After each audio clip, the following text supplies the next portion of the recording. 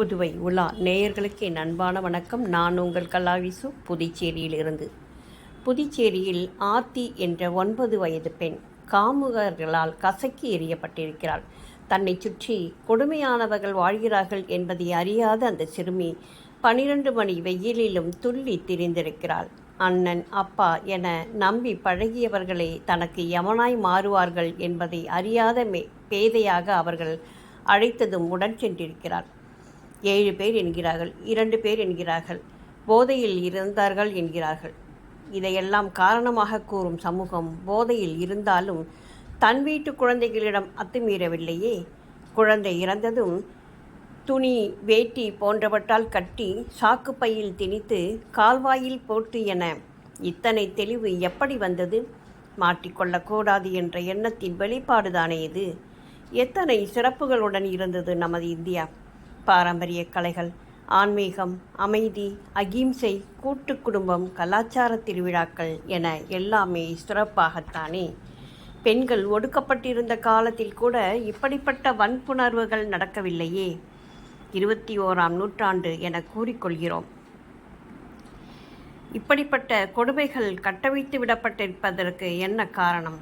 பெண் இதற்காகவே தான் படைக்கப்பட்டிருக்கிறார்கள் என்ற எண்ணம் தானே.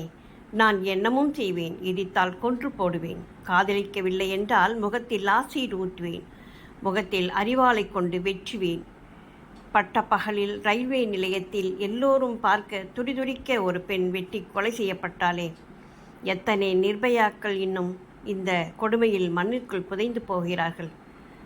வெளியில் தெரிந்தது 1% தான். மீதி பெண்களுக்கு எதிராய்த்தான் எத்தனை வன்முறைகள்.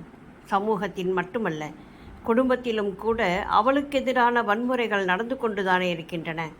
தினம் தினம் வேதனையிலும் கண்ணீரிலும் தான் அவளது விடியல் துவங்குகிறது.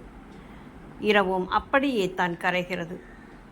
உடல் ரீதியாக மட்டுமல்ல, மன ரீதியாக அவள் படுகின்ற துன்பங்களை வெளியில் சொல்லவும் இயலாமல் மனதிற்குள்ளேயே வைத்து அல்லாடுகின்றாள். அவளது கண்ணீர் அவளது இமைகளுக்கே புரியாமல் இருக்கும்போது உலகத்திற்கு எப்படி? இளம் விவாகம், உடன்கட்டை ஏறுதல், விதவை கோலம் போன்ற சமூக கொடுமைகளிலிருந்து கொஞ்சமாய் விடுபட்டாலும் இன்றும் அவளுக்கு பாதுகாப்பு இல்லாத சூழலே நிலவுகிறது என்பது எத்தனை கொடுமை. இரவு 8 மணிக்கு மேல் ஒரு பெண் ஆளரவமற்ற வீதியில் தனியே செல்ல நேர்ந்து விடுமா?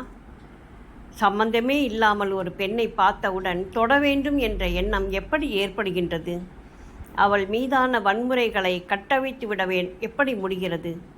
பெண்ணின் உடல் இதற்காக மட்டும்தானா? இதற்கான தைரியத்தை வித்திட்டது யார்? அதிலும் குழந்தைகளை கூட விட்டு வைக்காத அளவிற்கு காமம் இந்த நாட்டை இவ்வளவு கேவலப்படுத்துகிறதே. இது நியாயமா? நம் நாட்டை பற்றி அண்டை நாடுகள் என்ன நினைக்கும்? வெளிநாட்டு உறவுகள் இங்கு வர துணிவார்களா? வீதிக்கு வீதி மதுக்கடைகளை திறந்து வைத்தது யார் குற்றம்? போதை வஸ்துக்களை சாமானியன் கையிலும் எப்படி கிடைக்கிறது? இன்றைய இளைய சமூகம் இப்படி போதையில் தன்னை இழந்து கொண்டிருக்கிறார்களே, இதற்கு யார் காரணம்? குற்றம் நடக்கும்போது பிடிப்பட்டவர்கள் மட்டுமே குற்றவாளிகள் நிச்சயமாக இல்லை.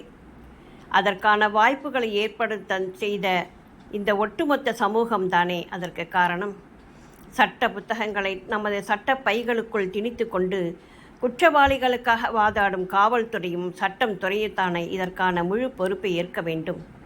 அரசின் இரும்பு கரம் எங்கே போயிற்று?